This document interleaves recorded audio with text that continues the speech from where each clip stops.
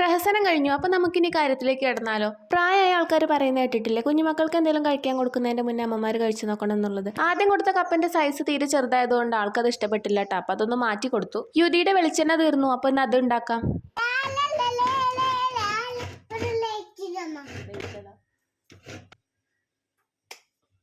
ഉരുക്ക് വെളിച്ചെണ്ണയാണ് കേട്ടോ നമ്മളിന്ന് ഉണ്ടാക്കാൻ പോകുന്നത്. അപ്പോൾ അത് ചിരകി വെച്ച തേങ്ങയൊന്ന് മിക്സിയിലിട്ട് അരച്ചു.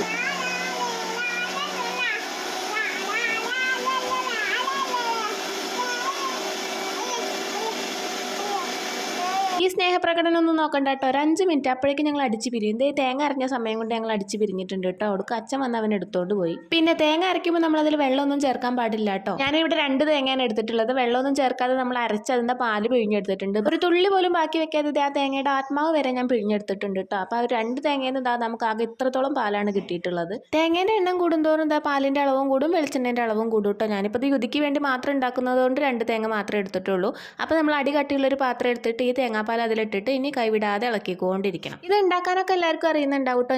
ഞാൻ ഉണ്ടാക്കുന്ന സമയത്ത് ഒരു വീഡിയോ എടുക്കാമെന്ന് വിചാരിച്ച് എടുത്തു വെച്ച വീഡിയോ ആണ്. അപ്പോൾ നമ്മൾ ഇളക്കി നമ്മുടെ വെളിച്ചെണ്ണ അത് അങ്ങനെ തെളിഞ്ഞ് വരാൻ തുടങ്ങിയിട്ടുണ്ട് കേട്ടോ.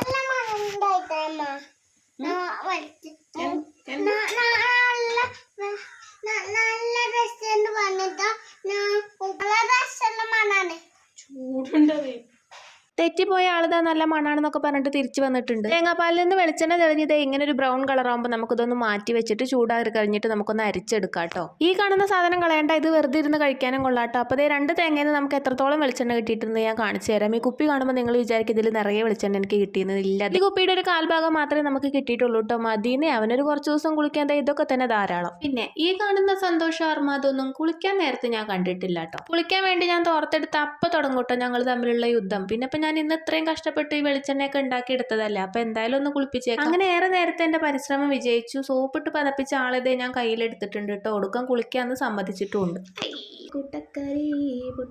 പിന്നെ ഞങ്ങളുടെ പാട്ടുകൾക്കൊന്നും കോപ്പിറൈറ്റ് കിട്ടുന്നുള്ള യാതൊരു പേടി ഞങ്ങൾക്കില്ല കേട്ടോ. കാരണം ഇതിന്റെ രചനയും ആലാപനവും സംഗീതവും എല്ലാം ഞങ്ങളുടേത് മാത്രമാണ്. വീണ്ടാമതൊരിക്കൽ കൂടി ഈ വരികളൊക്കെ ഓർത്തെടുത്ത് പാടുക എന്നുള്ള കാര്യം ഭയങ്കര ടാസ്ക്കാണ്. അതുകൊണ്ട് തന്നെ വേറൊരാൾക്കും ഞങ്ങളുടെ പാട്ടുകൾ അനുകരിക്കാനും കഴിയില്ല. അങ്ങനെ പാട്ടൊക്കെ പാടി ഡാൻസ് ഒക്കെ കളിച്ച് ഒരുവിധം ഞങ്ങൾ തലയിൽ എണ്ണയൊക്കെ തേച്ച് കഴിഞ്ഞിട്ടുണ്ട് കേട്ടോ. കുറച്ച് സമയം ഒന്ന് മസാജ് ചെയ്ത് കൊടുക്കും കൂടെ ചെയ്തിട്ടുണ്ട്. ഇനി നമ്മൾ ചെറുക്കന്റെ വീട്ടുകാരുടെ ബോഡി ഷോ ആണ് കേട്ടോ. എന്തായാലും നമ്മൾ നനഞ്ഞിറങ്ങി. അപ്പൊ ഇനി മേലും കൂടെ എണ്ണ വെച്ചിട്ട് നല്ലൊരു 6 കുളി കുളിച്ചിട്ട് അങ്ങനെ കയറാന്ന് വിചാരിച്ചു. അപ്പൊ കുളിയൊക്കെ കഴിഞ്ഞിട്ടുണ്ട് കേട്ടോ. ഇനി ഇത് ഉണ്ടാക്കാനെടുത്ത പാത്രങ്ങൾ കൂടി കഴുകി വെച്ചാൽ നമ്മുടെ ഇന്നത്തെ വൈകുന്നേരത്തെ പണി കഴിഞ്ഞു.